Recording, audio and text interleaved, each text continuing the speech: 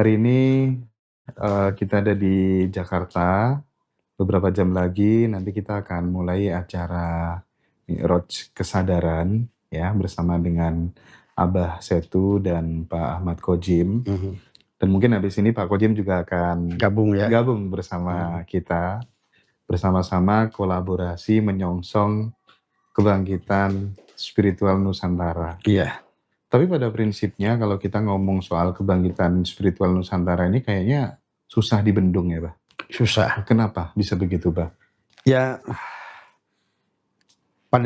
kalau kita bicara dari aspek hakikat ya, diri kita yang sebenarnya fitrah kita kan ruh, Mas Endra. Makanya spiritual itu berkaitan dengan ruh sebetulnya. Dan oleh karena itulah dalam setahun perjalanan kita itu dari Muharram sampai Zulhijjah itu ada Ramadan. Kan di akhir Ramadan itu kita baru saja berkata selamat Idul Fitri. Fitri. Nah, yang disebut fitrah kita adalah ruh. Maka bagaimanapun manusia berusaha menahannya, maka spiritual manusia itu secara alamiahnya akan bangkit gitu. Tidak bisa ditahan, Mas Hendra, bagaimanapun caranya. Nah, inilah barangkali sudah sekian ratus tahun manusia lebih berada pada kegiatan jasad dalam sementara spiritualnya adalah terputus gitu. Maka itulah para pendiri bangsa adalah menyusun lagu-lagu kebangsaan itu selalu yang didahulukan adalah bangunlah jiwanya. Artinya bangunlah spiritnya. Bangunlah kesadaran simkatnya.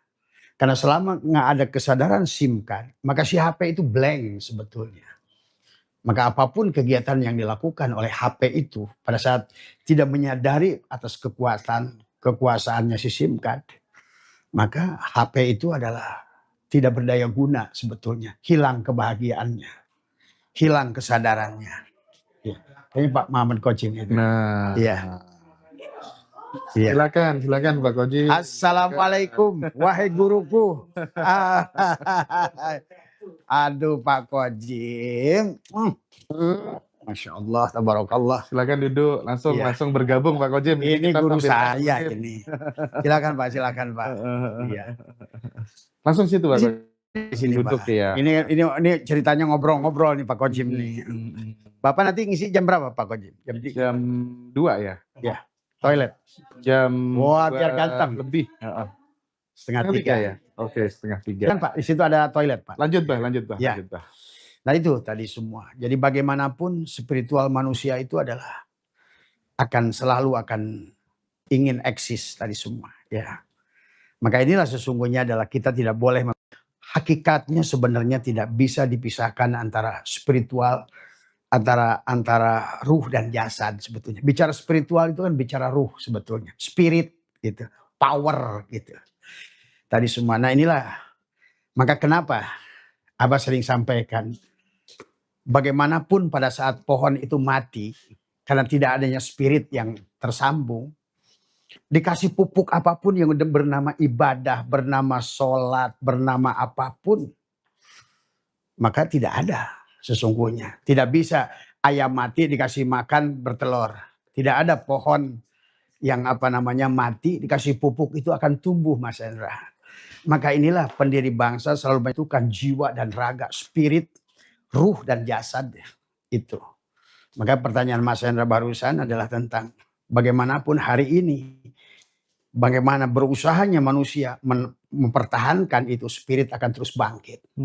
Dan Abah sudah menyaksikan bahwa mungkin guru kita Pak Khodzim akan lebih paham tentang ini. Karena kemarin itu Pak, saya kedatangan tamu yang dia menyampaikan berita tentang bahwa Prabu Brawijaya V itu sudah kembali menitis dan sudah ada hari ini. Demikian pula adalah Prabu Siliwangi juga sudah demikian. Ratu Campa, Bung Karno. Bahkan orang ini mengajak saya bertemu dengan Pak Jokowi karena ada tokoh dohir, ada tokoh di luar itu yang mereka ingin mengadakan pertemuan untuk menyongsong kebangkitan spiritual ini. Nah ini saya rasa beliau adalah pakar dalam bidang ini. Karena beliau adalah guru saya dari dulu. Saya baca buku beliau hampir semua. Saya nanti kalau nanti Pak Kojim ke rumah saya perlihatkan tuh koleksinya.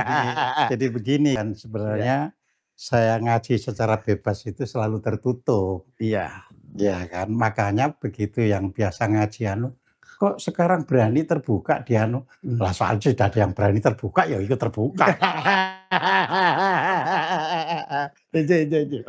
Jadi kita itu dari tahun 2000 itu sudah Oh iya, saya lihat. sudah bebas memberikan cuma kan selalu tertutup, ya kan? Iya.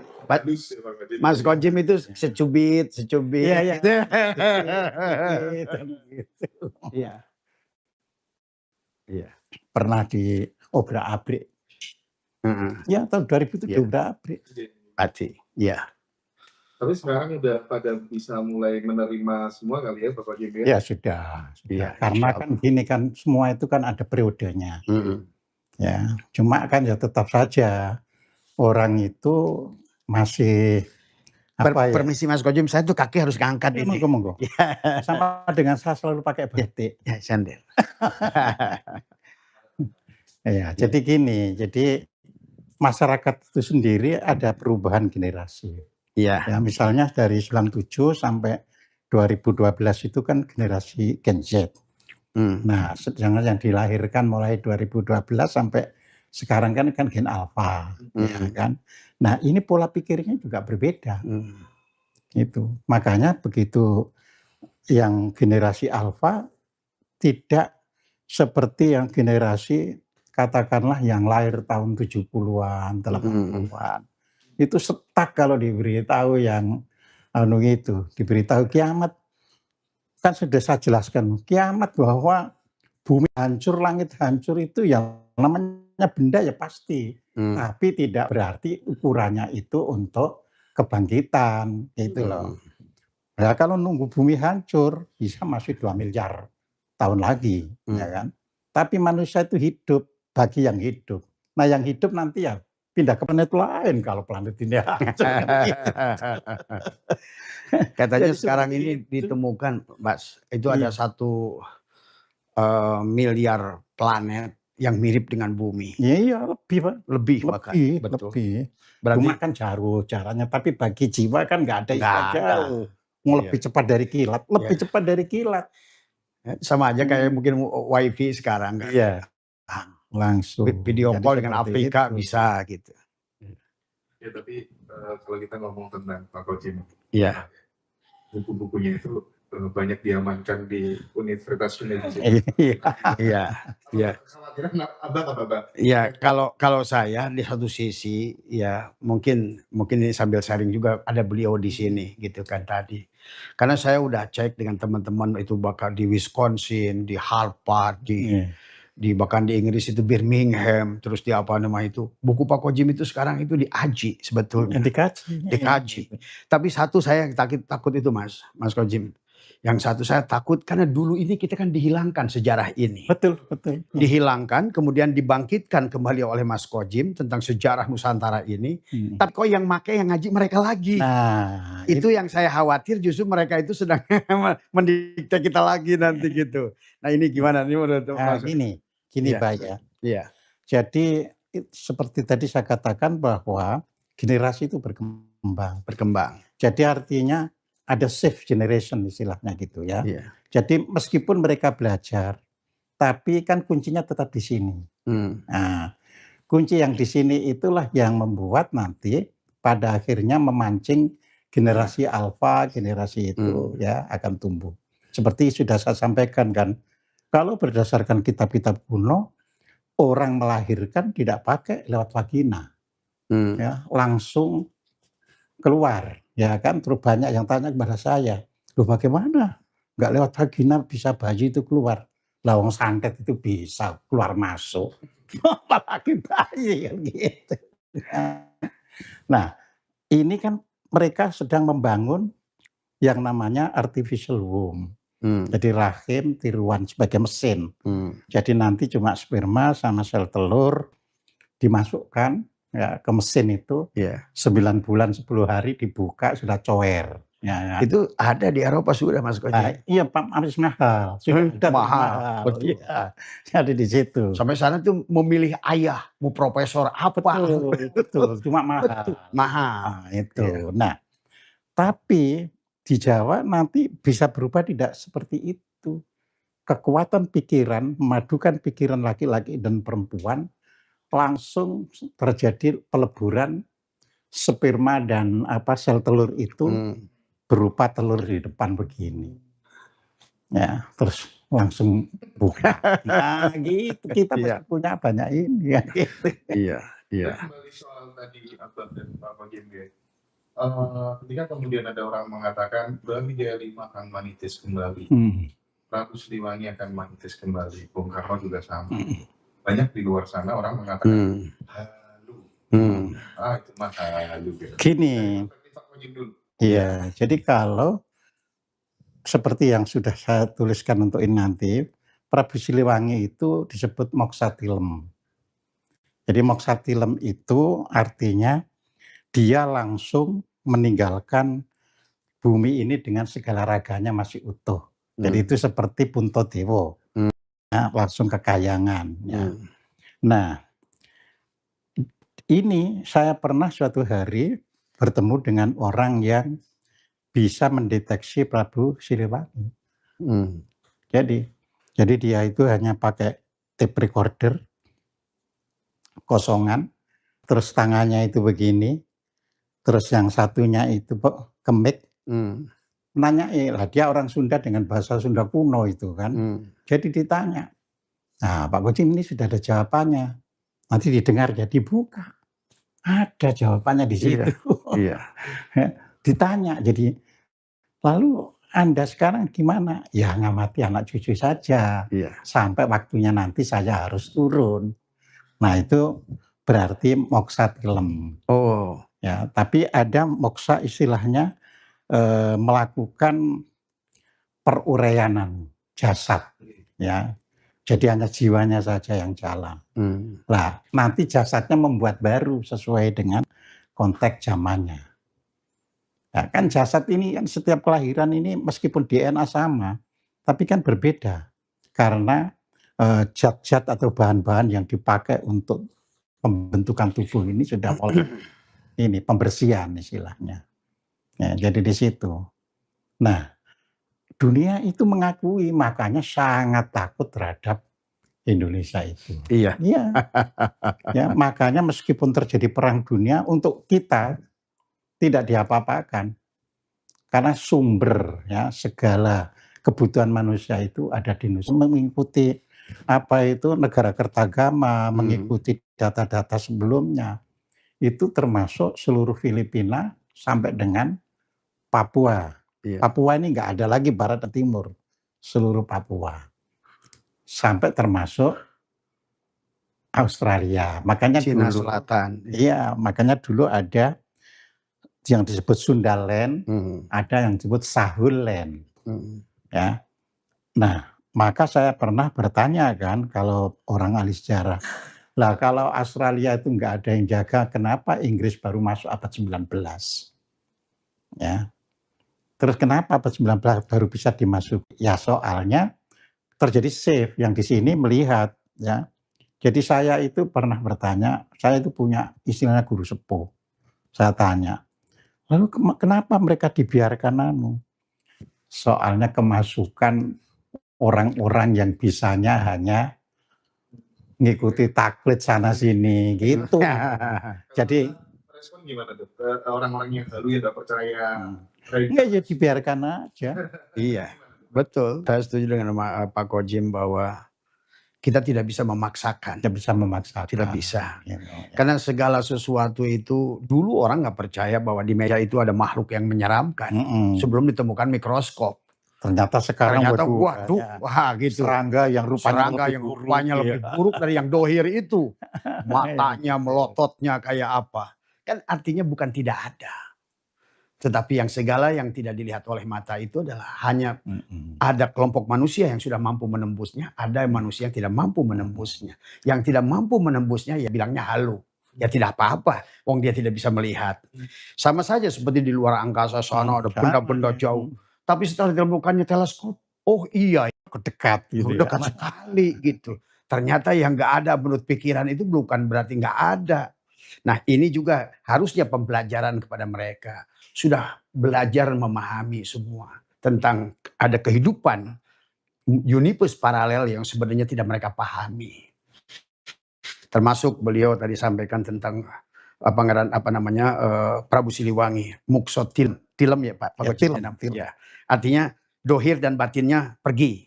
Bareng-bareng. Sebetulnya biasa. Itu kan yang disebut mulih ke jati, mulang ke asal. Iya. Kembalinya Nur Muhammad dohir dan batin bareng semuanya. Itu karena mereka sudah menyatu. Dohiron wa batinan. Dan saya menyaksikan di keluarga saya sendiri. Kemarin belum lama saya ke Lombok melihat 4 makam yang semuanya itu hilang dohirnya. Hilang dengan jasadnya. Seperti itu. Bahkan maaf ya mungkin yang disampaikan Mas Kojim barusan juga tentang orang yang bicara tentang mencoba berkomunikasi dengan Prabu Siliwangi. Kalau saya Mas Kojim, saya pernah diajak oleh satu keluarga yang bisa saya dengar suaranya sendiri. Saya mendengar suara beliau. Nah, ini direkam bisa ternyata. Iya. Cuma kita dengar dengan telinga gini nggak ada, tapi begitu rekaman itu dibuka, loh ada suaranya. Iya. Waktu dulu tuh aku masih belajar ada yang namanya ngaji kaset. Ngaji kaset itu dimana kaset tak ditaruh di dada. Tiba-tiba kaset yang tadinya kosong itu, tiba-tiba ada amalan langsung dari Ki Ageng Selo. Itu penjelasannya gimana? Hampir mirip itu. Nah, Pak gimana jelasin itu Pak? Iya, kan gini kan. Sebenarnya orang dulu ya, yang sekarang cuma jadi cerita, ini kan pelaku-pelaku istilahnya ya. Nah, sekarang ini kan orang itu tidak melakukan itu, jadi kalau diberitahu Ki Ageng Selo nangkap petir ya gak ngerti ya kan. Tapi karena gini ya, ini real ini ya salah satu cucu saya misalnya mendeteksi komputer itu kok nggak jalan, cuma dengan tangannya gini. Oh, ini yang harus diganti coba. Ya seperti itu. Nah, maka yang perlu saya terangkan, ketika terjadi shifting generation, ya jadi terjadinya perubahan generasi itu, lahir orang-orang yang cepat menangkap terhadap sesuatu, atau ya dia sudah siap-siap waktu kehidupan yang lalu. Jadi sekarang tinggal lahir langsung bisa, jadi seperti itu. Ya. Jadi saya juga punya teman yang ini malah kuliah sampai S3 bidang metafisika. Jadi S1, S2, S3 bidang metafisika. Ya. Itu kuliahnya di Amerika. Cuma ya orang tersebut dihabisi karena suatu hari buka. Ternyata alam ini 50% generasi barunya dilahirkan di Nusantara. Habis itu terus sakit, Pak. Iya. Nah, Ya dari buku-bukunya atau baca Pak Koji, dari statement beliau itu Tuhan ya Allah ternyata Nusantara itu begitu luar biasa. Tidak hanya secara sumber daya alam aja, tapi sumber daya keilmuan. Segala sumber kehidupan. Tetapi generasi muda hari ini atau teman-teman yang udah tua barangkali selalu menghabiskan waktu untuk memuji-muji budaya bangsa. Kiblatnya mereka itu ada. Tapi insya Allah hari ini sebagaimana Pak Koji sampaikan, gen kesadaran. Sebenarnya begini sih kalau menurut Abah sebenarnya. Bukan tentang gen itu memahami. Sesungguhnya semua ilmu Allah itu pada saat ruh ditiupkan. Udah ada di kita semua. Ya sudah. Seperti bunga lah. Seperti bunga. Ada waktunya mekar ya mekar. Ibaratkan di dalam biji itu kan sebetulnya atau di dalam sperma itu ayam. Itu kan telur. Di mana bulunya itu? Di mana paruhnya? Kan sebenarnya udah ada. Kan itu. Di telur itu muncul bulu, muncul kuku, muncul paruh, muncul usus. Di mana coba asalnya? Demikian pula kehidupan ini seperti bibit pohon. Di mana akar? Di mana pohon? Di mana daun? Di mana ranting? Di mana buah? Begitu pula manusia. Nah, yang menjadikan penghalang kita dari segala ketidakpengetahuan ini setelah berpindah kepada jasad. Fokusnya pada jasad. Semakin tebal pengakuan ego pada jasad, Tertutuplah informasi Tuhan tadi yang ditiupkan oleh Tuhan. Maka selama Ramadan kemarin itu Pak, ada beberapa jemaah saya hafal Al-Quran. Bukankan menghafalkan Al-Quran. Kan Al-Quran itu sudah ada pada Injil, Toret, Jabur, semuanya ada pada kita. Ilmu fisika, kimia, biologi. Manusia itu gak ada yang menemukan. Membuka kembali Ya, rahasia. itu yang disebutkan dalam surat 29 ayat 49. Bal huwa ayatul. Itu. Ada di situ. Jadi tugas kita ini sekarang bagaimana melepaskan tadi. Tapi hari ini justru Nah, ada satu generasi yang sudah terjebak, Pan, tadi semua. Ya. Ya nanti digulung, Pak, oleh alat Ya, pasti, Pak. Saya sering bilang ke jemaah, lihat bagaimana Tuhan mengasih informasi tentang itu. Segala sesuatu yang tidak sejalan dengan konteks alamnya akan tergulung. Dulu komunikasi kita, Pak Mas Hendra bisa lihat di mana Puji Film, di mana Riko. Semua hilang kan? Kenapa hilang? Karena tergantikan. Kesadarannya meningkat. Hanya cukup dengan satu HP, Riko hilang. Wartel hilang. Sudah kalkulator ada hilang. Nah, inilah yang sekarang generasi hari ini akan kembali. Kalau manusia tidak menyesuaikan frekuensi, akan hilang. Seperti Bani Ad, Bani Samud, kaum Sabah, Mesopotamia, Babilonia. Nah, hari ini saya menyaksikan Mas Hendra, kebangkitan ulang lagi Nusantara ini. Tokoh-tokoh yang dulu sentral. Dulu kan kalau saya Pak Kojim saya baca dalam kitab Salaka Negara. Yeah. Ternyata bahasa itu pertama kali bahasa manusia itu di sini. Ya di sini memang. Iya, yang disebut Saka Nirwana, terus naik ke Palawa, naik ke Sangsekerta, naik ke Persia, naik ke Ibrani, naik ke Aramik, barulah Arabik. Karena itu lidah kita, Pak, bisa disuruh secara fasih ngucap apapun, bahasa apapun. Iya. Coba. Jadi di situ. Gak ada. Kita yang menang. Menang kita. Karena lidah Nusantara ini lidah siap melafalkan semua bahasa di dunia. Betul. Jadi di situ. Inilah yang kita sedih hari ini. Kita ini dalam rangka untuk menyamakan frekuensi. Pak, minum Pak. Menyamakan vibrasi itu. Kita sekarang akan sering bikin acara Mi'raj Kesadaran. Betul. Coba lihat Pak, ini kan padahal momen habis lebaran. Tapi teman-teman bisa ngumpul datang ke Jakarta, offline 200 orang lebih. Nanti kita lanjut Juni di Surabaya Pak. Oh, Juni di Surabaya. Teman-teman kan kalau nggak biar sama frekuensinya gitu ya Pak. Iya. Karena mereka akan mencari jiwa kita yang terdalam, yang terkubur selama ini. Nah ini yang Abah sekarang lagi diserang tentang siksa kubur. Gitu kan tadi. Lah iya, karena mereka itu karena kan mereka sudah bilang siksa kubur itu di tanah situ. Saya bilang tadi kalau di tanah situ kasih saya semua, kan gitu kan dari semua. Itu. Padahal dia nggak sadar tubuh ini adalah kuburan yang menelan jiwa. Itu kan sudah dibahas oleh Allah Ar-Rahman alladzi yukadzibu biddin, itu anak yatim. Karena yatimnya tidak dilahirkan, Muhammad tidak dilahirkan. Malah pada Muhammad yang sudah meninggal. Inilah sebetulnya yang menjadikan agama itu datang dari sini, budaya itu datang dari sini, pengetahuan datang dari sini, diekspor ke sana, dibawa, bukan diekspor, dicuri sebenarnya. Jadi ketika Bu Siroma fil kubur dikira kuburan itu dibongkar. Nah itu. Padahal kitanya yang dibongkar. Itulah. Maka dari Quran, sebenarnya kalau Qurannya benar, bala ya'lamu idza bu'sira ma fil kubur wa husila ma fi. Berarti kalau gitu di mana kuburnya itu? Di sini.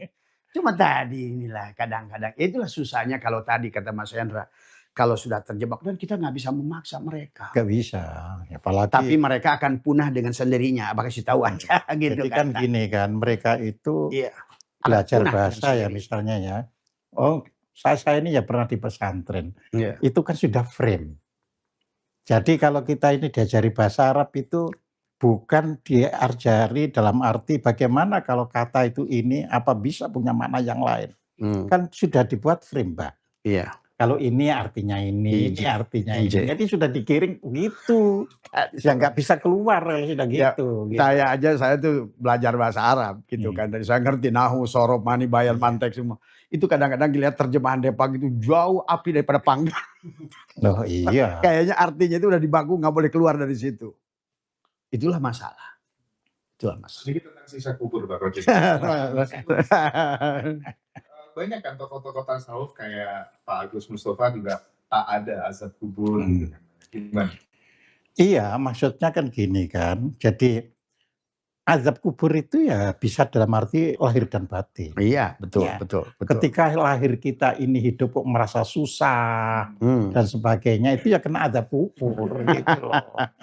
Iya. Lah nanti begitu meninggal kan jiwa ini hidup, Iya. tapi juga kok merasa susah mau kemana, ya itu azab kubur Iya. juga sebelum dilahirkan lagi. Jadi itu yang disebut misalnya di dalam apa itu neraka yadkhuluna ya fi jahannam khalidina fiha Iya, abada. abada. Itu maksudnya kan baik berupa lahir maupun Iya. batin kamu ngalami gitu terus kalau nggak Iya. menemukan. Nah itulah maka Mi'raj Anunya. ini adalah Nah, iya. membebaskan dari siksa kubur itu, Mas Hendra. Kesadaran kan, kesadaran. Ya, itu. Terangnya lampu yang akan menghilangkan kegelapan dalam berpikir, Betul. dalam merasa. Sebetulnya. Pada saat lampu terang nggak ada lagi keraguan. La raiba fihi hudalil muttaqin. Tadi semua. Ya. Ya hidup itu juga gitu. Kita kan surgawi kalau apapun kita nggak merasa susah. Oh iya. Nggak makan juga nggak merasa susah. Iya. Ya itu surgawi. Saya udah surga sekarang nih. Apapun. Semuanya udah jadi bidadari. Nah, ngartikan bidadari contoh. Kan sebetulnya di Quran itu hurun in. Ya, Hurun in itu adalah pikiran yang bebas iya, sebenarnya. adalah merupakan sesuatu yang menarik pikiran. Iya. Hurun in itu. Tapi diartikan sebagai wanita cantik. Ah iya betul. Kan jauh kemana-mana. Padahal orang yang di surga itu akan mendapatkan 70 bidadari. Oh, sebetulnya saya lebih meyakini orang yang kaya, yang hidupnya sudah surga di dunia ini, apapun yang dimilikinya bidadari sebetulnya. Kan dikatakan ya di Al-Quran kalau abadun bin abad ya terus hur bi hurin kan gitu kan. Hamba saya maksudnya dengan apa saya, tapi orang hur itu orang yang sudah merdeka ya Hurun. ketemunya nanti dengan orang merdeka. Merdeka. Kan gitu kan. Orang bahagia kan ketemu bahagia. Lah, iya, orang kan kepo, orang yang pikirannya sumbu pendek akan ketemu sumbu pendek. Sumbu pendek, gitu maksudnya. Iya. Iya. Jadi di situ gitu. Tapi gini, sekarang ini kan momen perang dunia, Pak. Iya. Kayaknya memang kalau soal pangan tuh Indonesia bakal tetap akan aman, Iya. melimpah gitu ya. Tapi mungkin saya butuh analisa kali ya. Iya. Perang dunia ini menurut perspektifnya Pak Wajid seperti apa? Apakah Indonesia akan atau gimana gitu, Pak? Enggak. Jadi sekarang ini ya memang sudah perang dunia. Iya, ya. Tapi mengapa misalnya sekarang itu di Filipina BBM sudah 55.000 di sini. Betul. Gak mau membuat Indonesia itu mengalami seperti Filipina 55.000. Loh, karena kalau orang Indonesia itu nanti apa itu tertekan, itu terjadi amuk massal. Maka kata amuk itu hanya ada di sini. Ya. Orang Inggris pun akhirnya ngimpor kata amuk di sana. Iya. Caranya Pak Prabowo supaya Oh iya, ya dia paham gitu loh. Besar banget dong berarti. Iya. Enggak, ini memang uang kita. Kan gini kan, sama ketika terjadinya 98, dulu kenapa misalnya Pak Harto itu kok utang itu kecil, utang itu. Tapi kok ya ayem-ayem saja Indonesia. Ya karena adanya uang-uang kita itu yang pada waktu 45 itu kan contoh Jogja, ya Yogyakarta. Itu 57.000 ton emas disita Inggris. Betul. Ya kan? Dapat dibayangkan itu. Nah, sebanyak 120.000 ton emas itu kan dirampas Jepang, tapi karena Jepang kalah perang, jadi dirampas Amerika. Nah, makanya Amerika tetap ngasih kita itu. Nah, mereka kan nggak ingin diberontak dan sebagainya itu. Jadi di situ. Jadi kita sendiri sih nggak usah khawatir. Ya. Menurut Pak Gojim ya teman-teman yang hidup di kampung di desa akan tetap aman-aman aja. Iya, untuk Indonesia ya aman. Dan karena rasa aman itulah bangsa ini sejak dulu nggak pernah merasa dijajah. Nah, padahal dijajah. Padahal dijajah. Karena merasa aman. Gitu. Ya sekarang ini dijajah. Masih kita ini. Tapi merasa dijajah. Iya. Gitu. Iya. merasa aman. Merasa aman. Jadi Iya. kan gini kan, sebenarnya ya, kita ya untuk belajar terbatas, ini kan penjajahan, ya kan. Tapi kita tidak sampai terjadi pergolakan karena itu tadi ada rasa aman. Ya, ada yang misalnya ya orang tamat sarjana, nganggur gitu ya, ya cukup, lah memang nggak ada lapangan kerja coba. Sampai suatu hari orang Jepang, karena saya kan pernah bekerja di perusahaan Jepang, Anda itu enak hidup di sini itu, ya. Merasa lapar ada orang yang memberi. Tapi di negara kami lapar nggak ada orang yang memberi, mati. Ya. Nah di sini ada orang yang memberi. Nah jadi di situ. Prabu Siliwangi, Bung Karno, Ratu Brawijaya V dan lain sebagainya. Kita tahu di dalam masa perang kayak gini itu kalau dikomparasikan dengan negara-negara yang lainnya, salah satu keunggulan Republik ini kan menang di pangan, dan isu pangan ini yang bakal jadi hutan nanti kan. Ada yang bisa menolong dunia ini kecuali Indonesia. Betul, kecuali Indonesia. Bagaimana bisa nggak ini menghubungkan, atau jangan-jangan setelah ini akan muncul tokoh-tokoh yang memang benar-benar membawa Nusantara menuju kafe kesebelasan. Betul. Karena kalau menurut pemahaman Abah dan Abah yang sudah Abah rasakan dan lihat secara batin, memang segalanya memulai dari sini, kan dari semua. Maka satu-satunya negara di dunia, coba lihat, yang kita punya hampir 1.200 bahasa, 800 suku, tapi kita ada 17.000 pulau, nggak ada yang berantem.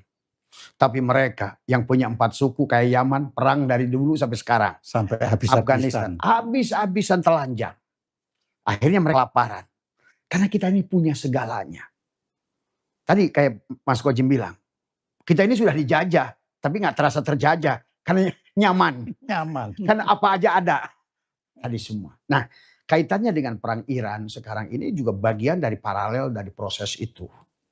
Mempersiapkan Indonesia nanti akan kembali menjadikan sangat penting. Kembali di sini. Makanya kan sebetulnya perang ini kan demand dan supply tidak sesuai. Pada saat energi sudah bermasalah, bagaimana supply gandum antara yang disuplai Rusia dan Ukraina ke Eropa, inilah juga yang memicu perang. Artinya demand dan supply, jumlah manusia yang melewati batas. Dan kalau udah bicara pangan, berarti akan kembali lagi negara yang disiapkan Tuhan. Karena kita ini 4 musim, 2 musim, mereka itu 4 musim, maka pertanian kita aman sebetulnya. Energi aman tadi semua. Dan kita ini berada di ring of fire itu, walaupun ada risk dan ada juga potensi baik dan buruk. Tapi tetap justru karena itulah negara ini subur, makmur, gemah ripah sebenarnya. Makanya tokoh-tokoh itu akan muncul kembali.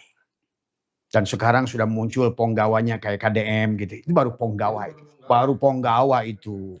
Dan dia sudah peduli kepada pohon, kepada hutan, kepada semua alam kembali. Dikembalikan alam, dihidupkan. Karena alam ini ya jiwa kita, ruh kita. Maka siapapun negara yang sudah bertahan pada alam itu, mengembalikan, menghidupkan, ya tadi. Maka nanti di Jawa Timur akan muncul tokoh perempuan. Tapi sekarang belum muncul, dia adalah merupakan penjelmaan dari di Jawa Tengah. Adalah merupakan Ratu Sima semuanya. Teringat waktu ada salah satu orang lagi ngopi gitu, sama KDM, sama teman-temannya gitu. Nah, salah satu teman bilang, aku tuh punya anak, agamanya nggak jelas, tapi dia tuh peduli sama alam, kalau pohon ditebang, dia tuh kayak sedih gitu, katanya KDM. Ya itu justru yang benar kan? Iya. Jadi memang proses itu tadi. Jadi kita sedang berproses. Namanya dalam berproses ya kayak orang membuat roti.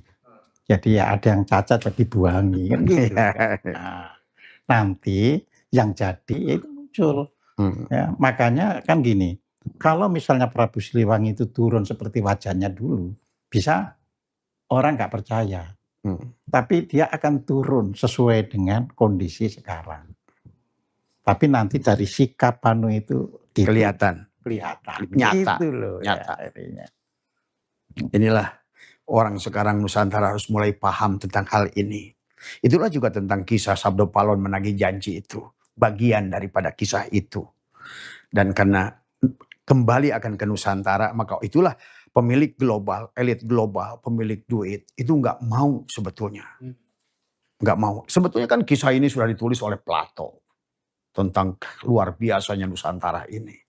Cuma dulu orang dibelokkan kisahnya sehingga orang mencari the lost city, Atlantis. Dia nyarinya di kepulauan Atlantik. Yang nggak ketemu. Tapi sekarang Profesor siapa Jensen itu yang profesor orang Belanda dari Leiden. Wow, sekarang ternyata the Atlantis City, the lost city adalah inilah Nusantara ini. Nah itu. Makanya dengan perang ini sekarang ini, nanti tinggal berapa lama ini adalah sebetulnya akan makin mengukuhkan pentingnya Nusantara. Sebetulnya kalau menurut Abah. Inilah kebangkitan kayak contoh Bang Kojim sudah muncullah spiritual. Yang gak tahu nggak dari mana munculnya itu. Dan lebih berani lagi. Dan lebih berani, beda dengan dulu. Apalagi ada pasti apa namanya. Karena tadi nanti ke depan akan lebih berani lagi. Itu bukan tentang berani sebetulnya, tetapi jiwa yang tertahan. Iya, kita nggak ada urusan dengan berani. Pokoknya seperti didorong ucapkan gitu. Akan meledak, akan keluar sendiri. Itu tadi sih. Itulah spiritual, jiwa yang tertidur, yang selama ini ditidurkan, dipaksa tidur, dipaksa mati, gitu Mas Hendra. Saya di Jogja ngobrol sama Gus Jendra. Pak Nur Wahid. Iya. Beliau sampai kemudian hitung dengan detail. Satu balon nagih janji dikaitkan dengan ini. Nanti kejayaan Islam yang selama ini merasa segala macam itu akan runtuh tahun 2052 atau berapa itu dihitung kayak gitu. Kayak begitu. Iya. Maksudnya pemahaman-pemahaman yang kolot, yang pakai nasab, yang pakai itu kali ya. Kalau agamanya tetap ada mungkin ya Pak ya. Gini, agama itu kan baju ya.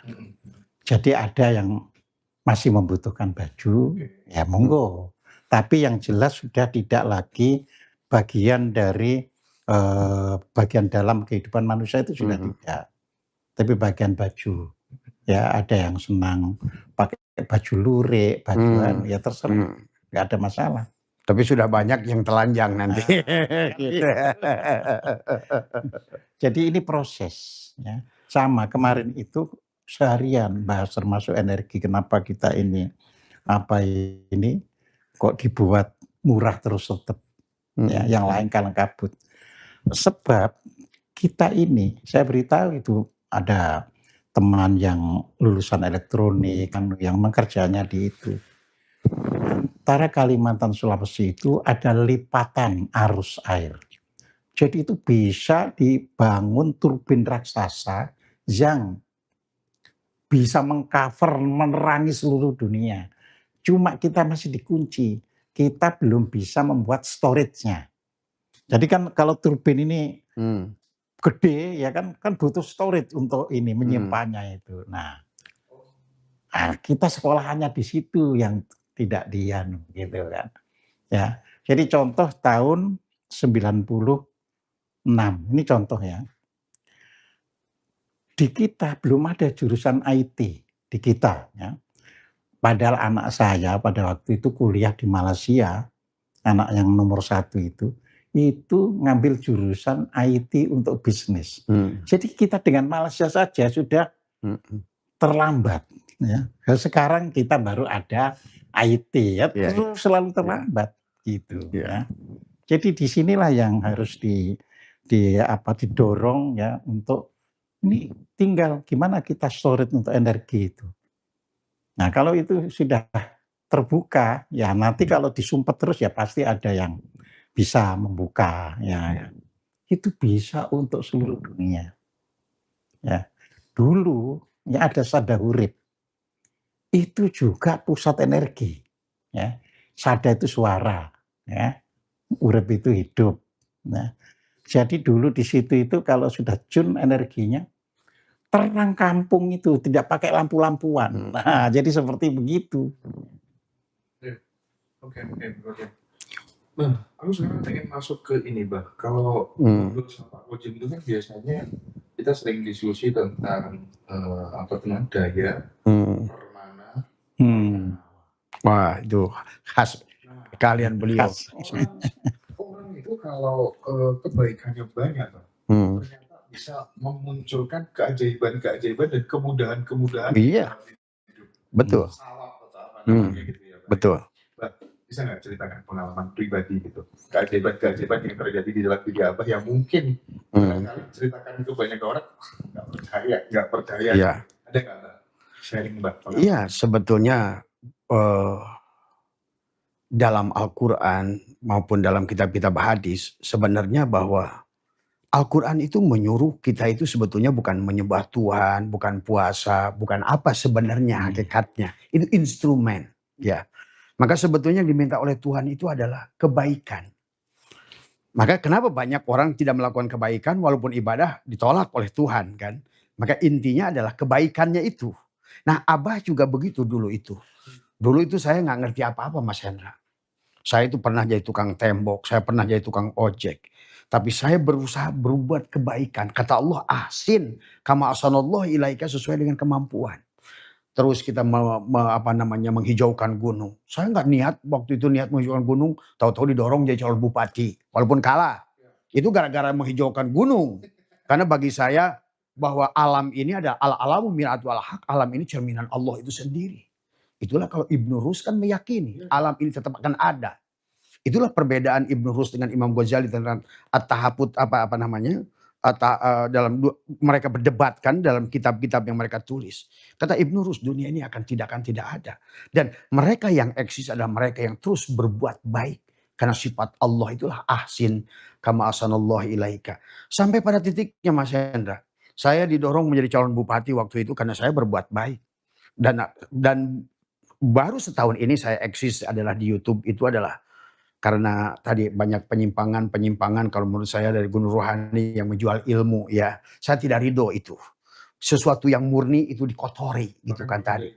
Akhirnya pernah jadi korban kan gitu kan tadi semua.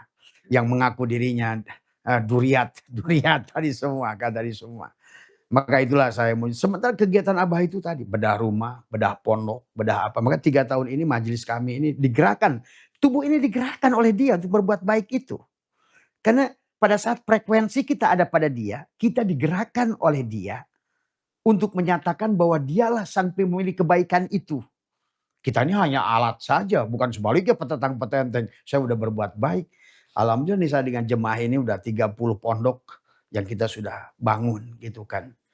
9 adalah 0, yang lainnya kita renovasi total. Bedah rumah, saya terus. Bahkan besok nih kita berangkat nih.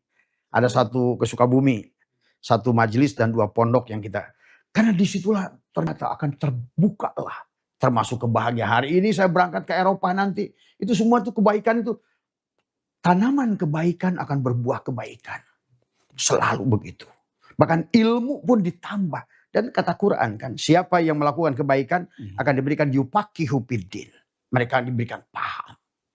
Allah akan membuka rahasianya. Bukan petantang-petantang saya jago kitab, tapi tidak pernah berbuat kebaikan.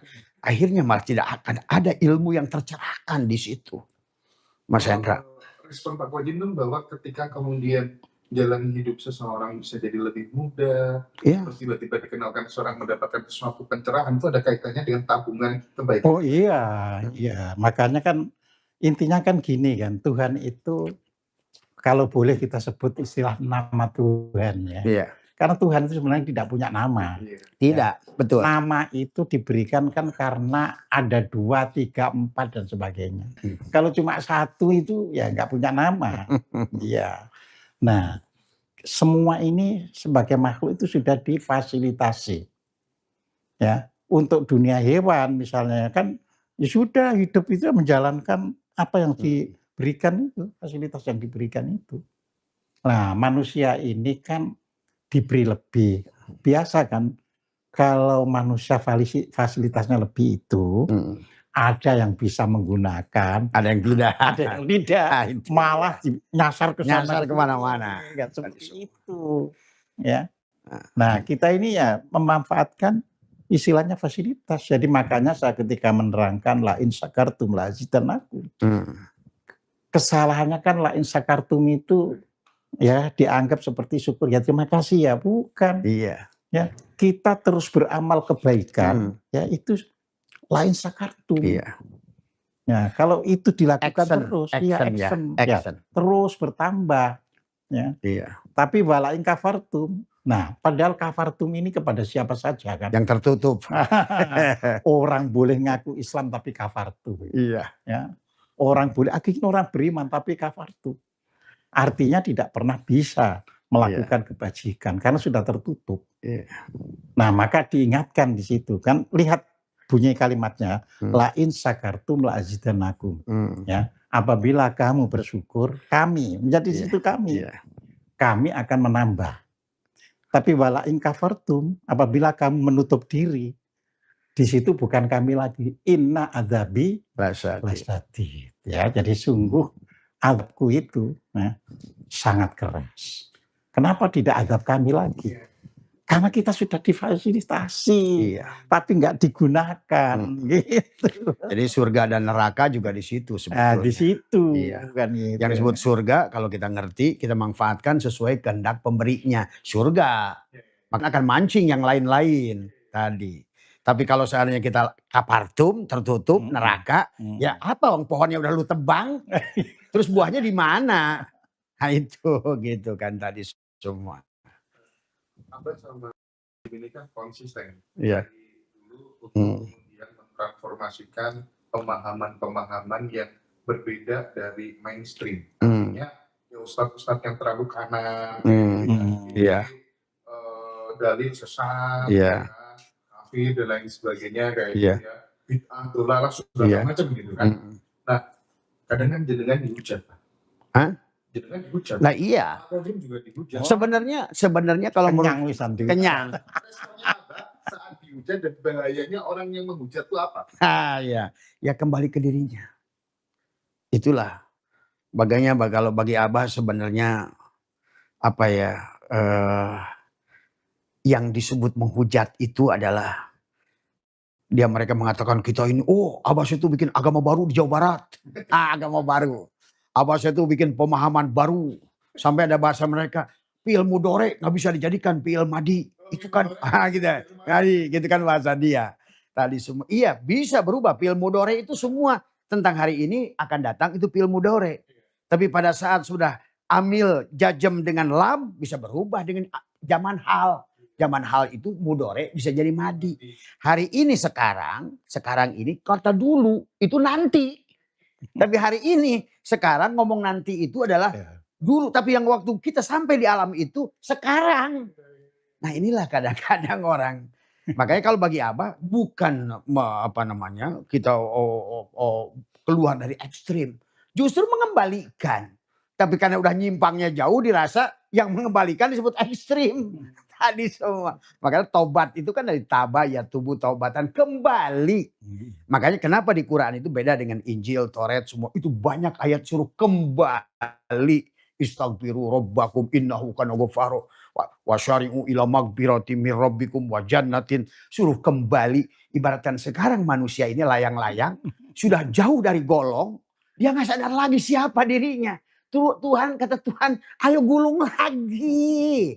Balik lagi. Nah Abah dan Pak Kojim ini mengembalikan digulung. Dikiranya sesat. Justru ingin menolong mereka begitu. Makanya pada waktu podcast yang lalu kan saya sampaikan kan. Mulai saya sampaikan jangan mudah mengatakan sesat kepada orang. Karena Anda nanti yang tersesat. Iya. Kalau orang sudah tersesat, perasaannya itu benar padahal tersesat gitu loh. Betul. Nah, itu. Jadi jangan mengkafirkan orang. Loh, hadisnya juga begitu kok. Iya. Jangan mengkafirkan orang. Oh iya, siapa yang mengkafirkan kata Nabi maka dia tidak akan dimatikan sebelum kekafiran itu pindah pada dirinya.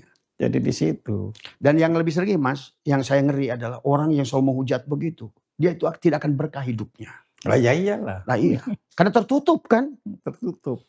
Itulah yang saya itu lebih Mas Hendra, nggak marah mereka bilang saya sesat apa semua. Saya lebih sedih dampaknya kepada mereka daripada ucapan mereka pada saya lebih sedih lagi dampak ucapan mereka pada dirinya. Itu yang saya lebih sedih. Saya nggak peduli disesatkan, dikafirkan. Bisa bikin minus energinya ya Pak. Kalau iya, Iya. kalau anu ya minus. Minus ya cepat mati ya. Itu tadi semua. Nah ini yang mengkafirkan Abah ini udah banyak berguguran, pada mati ini semua gitu. Yang dikafirkannya makin sehat, malah jalan-jalan ke Eropa kemana gitu kan tadi, ke Australia, semua enjoy hidup gitu kan tadi semua. Padahal mereka itu pada jauh dari saya umurnya. Jadi maaf ya, jadi saya menyaksikan itu orang paling frontal menyerang Abah. Itu berapa orang udah KO itu sekarang semua. Nah, itu. Ya KO lah kalau kita. Makanya saya supaya tidak orang itu nggak KO tapi sadar. Iya. Saya nganggap dia masih anak kecil. Betul Pak, betul. Gitu kan. Tapi sudah didungano sebagai anak kecil kok masih anu saja, salah dewi. Kalau KO salahnya sendiri. Tapi kita kan nggak ada niat untuk anu sama sekali gitu. Nah sekarang dengan saya Abah lagi menyaksikan 2 bulan ini, termasuk tamu yang kemarin tuh luar biasa itu. Dia ngerti Bung Karno, dia ngerti Brawijaya 5, dia ngerti. Itu kayaknya dia itu dia bilang saya nih udah semuanya link. Itu juga saya menyaksikan Mas Hendra sekarang ini. Bangkitnya spiritual itu membuktikan bahwa kesadaran yang pernah dibangunnya dulu itu, yang sempat tertahan, sekarang tiba-tiba dengan pengaruh kita-kita orang-orang yang membukakan pencerahan, si rohani itu hidup. Bang gitu kan tadi. Tiba-tiba kayak dia tertidur, buka matanya gitu kan tadi semua.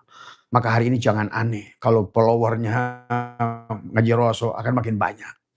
Karena kesadarannya akan meningkat tadi semua. Dulu dia juga nggak ngerti.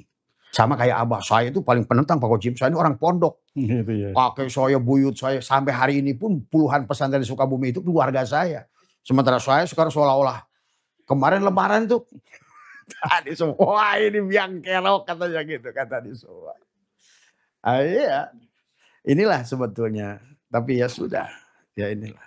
Katanya Abah saya itu, nanti nggak usah khawatir ya kalau Ka'bah dibom. Nah. Udah punya Ka'bah sih. Kan waktu yang lalu sudah saya sampaikan, Iya. Ka'bah itu sampai dengan zaman Nabi itu masih ada 29. Karena peristiwa politik, pelan-pelan itu ditinggalkan yang satu itu. Satu, yang paling gede. Yang paling gede, kan gitu. Tapi sekarang Mas, seperti kayak Sukron Makmun, kayak Basalamah, itu sudah mengatakan, kalau kamu tidak mengerti hakikat Ka'bah, kamu nyembah berhala. Saya ada videonya. Ya iyalah. Iya, semuanya. Karena itu makanya kemarin termasuk yang datang kemarin. Mudah-mudahan Bah itu bomnya, misilnya Iran katanya nyasar satu ke sono katanya gitu. Kurang aja. Jadi sama kan, kalau nggak memahami hakikat Allah, ya sembah pikirannya dewe kan gitu. Iya. Iya. Kalau sana itu Mas Hendra udah kena, semua akan ke sini nanti. Ke sini semua. Makanya sekarang dipindah ke sono kan. Gitu. Di dalam menulis buku surat Al-Fatihah kan saya beritahu, ya Allah itu bukan nama. Iya. Karena itu dibentuk, ya kan, dari kata ya aliha ya'lahu, al-ilah. Al-ilah al-hayalahu. Yang menjadi tujuan. Tapi dibendakan, ya udah kan gitu. Iya. Iya, Allah itu kan memang nama, makanya Bismillahirrahmanirrahim itu kan dengan nama. Sementara Tuhan Allah yang Allah tidak punya nama, tidak punya sifat, tidak asma, tidak punya zat. Ya namanya baru itu Laisa Kamis. Ya kalau masih punya nama, punya sifat ya sama dengan Mas Hendra dong. Nah, ini kadang-kadang orang pengujur juga. Ya iya. Tuhan itu tidak punya nama, tidak punya asma, tidak punya apal, sebetulnya tidak, sebetulnya. Maka dia tajali menjadi. Nah, ya, jadi makanya kan kalau sudah hakikat ya udah yang namanya mulai dari af'al, sifat, asma, ya di kita semuanya sudah totalitas. Iya. Tadi yang udah telanjang. Tapi kan banyak orang masih mau pakai baju. Bajunya ada yang hijau, ada yang kuning, ada yang merah. Ya berantem lah mereka gara-gara baju. Kan gitu kan tadi semua. Tapi insya Allah nih ke depan akan semakin baik. Tadi semua. Kayaknya itu Pak ya. Cukup karena Mas Koji mungkin harus siap dulu, kasihan. Iya mengisi beliau. Mungkin ya, yang karena ini Jakarta yang dari timur nggak bisa datang. Nanti mungkin bisa ikut Mi'raj kesadaran di Surabaya ya. Iya. Semuanya. Tapi kita senang sekali, saya bahagia sekali dengar percakapan kedua guru kita. Iya. Mudah-mudahan tetap sehat, tetap menjadi Iya. orang tua kita semuanya dengan Rasul dan yang lainnya. Iya. Makasih banyak Kak Basri. Ya, makasih. Ya, ini guru saya. Ini guru saya.